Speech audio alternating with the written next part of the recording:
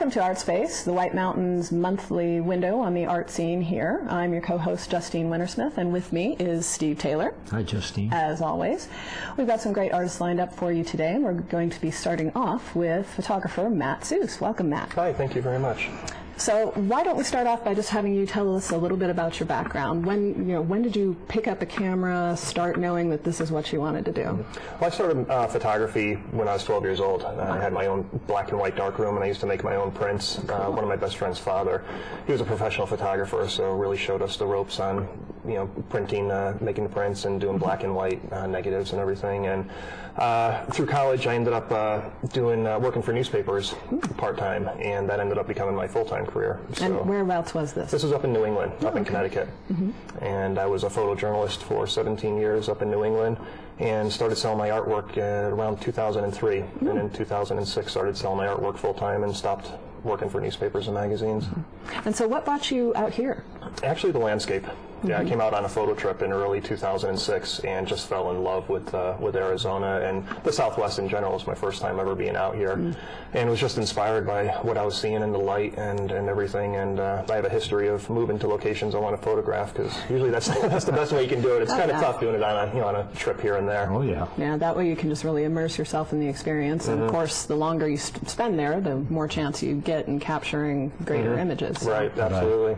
But I imagine that, like some of us, you find yourself stopping, turning around, and going back, and while you're traveling along, because you can't pass up that opportunity. Oh, absolutely. Yeah, the opportunity's there. It's going to be gone forever if you don't stop to take pictures. Yeah, and I'm on the road almost full time now. I actually live in my RV full time, and I travel. I do about 30 shows a year, art festivals, juried art shows, through California, Colorado, New Mexico, Arizona, Texas.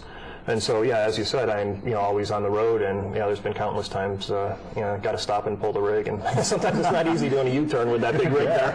Oh yeah. And so I understand you're also showing here in the Art Barn. Yes, I am. Yes, this was my second year here at the Art Barn, and it's a wonderful location, wonderful bunch of artists that we have this year, and really hope everyone comes down and checks us out on Buck Springs Road in Pine Top. And so it seems to me now, pretty much everything that you're showing here really does focus on this southwest feel. Can you tell us a little bit about, obviously it seems we've got some landscapes here, and yet some other more Americana thing going on. Yeah, my landscapes are what I'm traditionally known for, and that's been something that's been really popular and a real big statement of my work since I came out to Arizona.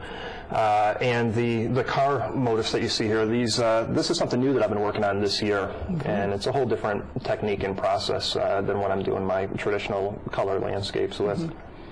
And so tell us a little bit about these. You were mentioning that these aren't just pure straight point and shoot images. There's some processing going on. Yeah, absolutely. For me, the camera is a poor substitute to capture what the human eye sees. When I'm out there photographing, there's so much that goes into creating the photograph, and so much more than what you actually see. I mean, you have the smells, you have the sounds, you have everything that goes into it.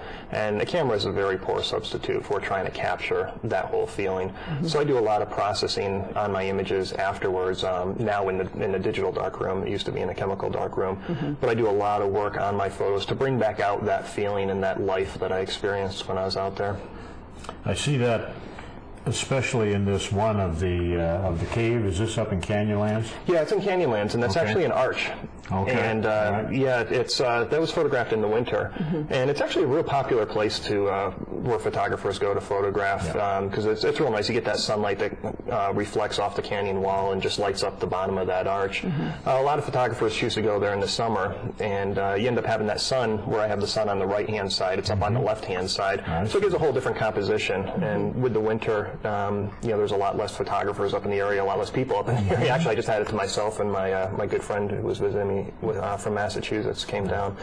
But yeah, it's a real nice, popular location, but photographing it in the dead of winter gives it a whole different spin on it. You've got that white contrasting with the reds and the sepia tones, and it just really helps the image to pop out. Yeah, the piece is titled Fire and Ice, and so you really get that contrast with the cold of the winter and with that bright brilliance of the warmth of the sun. And so now, is this one shot that has then been manipulated, or is it several? On that particular photo, on Fire and Ice, that one was one photograph. But do you often layer images? Oh, absolutely, absolutely.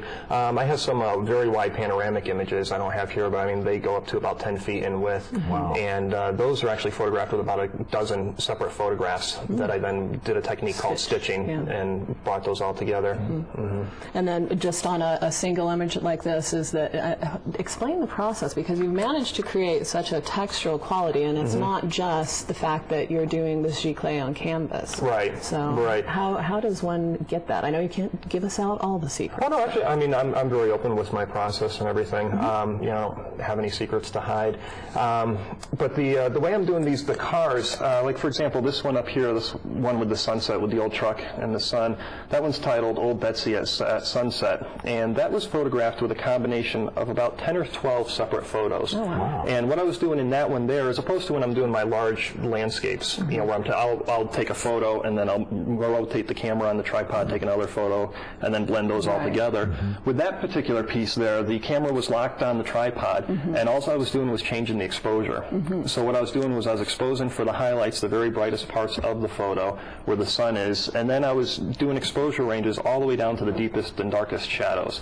And then in the computer, I blend all those 10 or 12 photos together and start processing the image, and it gives me you know, results that obviously you're not going to be able to get from a single frame camera. And you know, the human eye has a contrast range of, I think, like 1,000 to 1, and the camera is only like 100 to 1 or something like that. But I mean, you know, the camera is really bad at seeing what you want to see, so that's just another technique that I use to bring back out everything. Yeah, with these you know, with the images of the actual objects in them as opposed to the landscapes and things, you manage to create almost a hyper-saturated feel, very, very painterly almost, which is interesting since they're, you know, it's a photograph. So it's kind of funny that painters work so hard to get things photorealistic, and you're taking these photographs and making them painterly. It's kind of a and I mean, yeah, they are painterly. I mean, I'm not necessarily trying to make them look like a painting. I mean, to me, you know, because it's, you know, I photographed it with a camera. I mean, to me, it's still a photograph.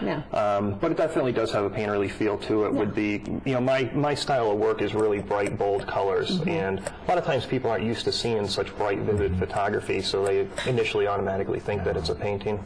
It's something that, to me, is showing what you felt you saw.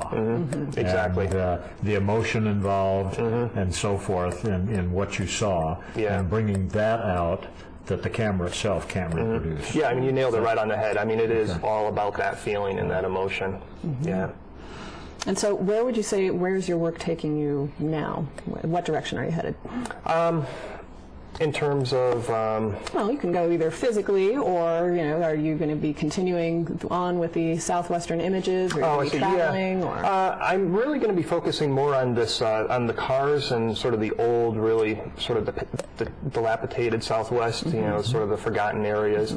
And with this new technique, and this technique is called HDR, where you're blending all those images, and it stands for high dynamic range, or I like to call it highly dramatic results. And it's really something that, you know, I've dabbled with in years past, and, you know, I've done it, you know, even years before HDR was even popular. But, you know, it's something now that I'm really focusing on, because it allows me to go one step further than I could with a traditional landscape. And there's only so, you know, there's only so far you could push a landscape photo before it then starts just really not looking right. And with these, you know, with the man-made sort of old rusted cars and everything like that, I mean, it gives me a lot more expressive freedom to be able to do a lot more with my photography. And some of us old guys really like those old cars. Oh, yes. Those old gas pumps and stuff like that. Oh, they don't make them like they used to, huh? No, they don't. And so it really is a documentation of something that's kind of disappearing from American life, that a lot of people do have very fond memories of. It's a simpler time and things like that. But at the same time, with this technique, you've managed to brighten some of these things up and breathe a little bit more life into them, as opposed to the undoctored photograph, where, you know, the different colors of the rusts and patinas kind of all blend into each other. These really seem to make the individual objects themselves pop. So And I am to understand, though, that you do workshops on these techniques. Yes, I do, yes. I offer some one-on-one workshops. These are classroom-style workshops. They're not field workshops where we go out and photograph, but they're classroom workshops in Pine Top. And it's a one-on-one situation, so it's really geared towards exactly what you want to learn. And they can be either a half day or a full day. Oh, fantastic. But then I also do have some field workshops. I work with with another photographer, Christine Hauber, and she's a fantastic photographer. She does black and white work, and her and I do workshops together, and we have a 3-day workshop in Santa Fe scheduled for the middle of September, which involves 2 days of photography and 1 day of classroom. Then we'll be doing some more workshops in the Scottsdale area over the winter. Okay, but if people just wanted to call you up and then schedule a one-on-one workshop, you're up for that as well? Oh, absolutely, yeah. My phone number is 480-818-9566, or my website is mattsuess.com, MATTSUESS.com. And so you're displayed in the Art Barn. Is there any place else that people can catch your work? On my website, I have a schedule, my exhibition schedule, and that brings me. A lot of places are out of state. Come the winter, I'll be in the Scottsdale area, and then I'll be in the barn in Pine Top through the end of September. Okay. And that's open on weekends, Friday through Sunday. But if you're coming looking for me, definitely check my website first, because I do a bit of traveling, and well, yeah. I have a couple shows. I'll be up in Colorado for a couple weekends this summer, and won't be in Pine Top for those weekends. How sad that you should be in Colorado for a couple weeks. But it's similar to here. I mean, it's you got the mountains and you got the thunderstorms and everything. I love it up there. Yeah. Well, fantastic. Thank you so much for joining us. Thank you very much. It was a pleasure having you here with us, and then we are going to be back in just a few moments with Cammie Butler.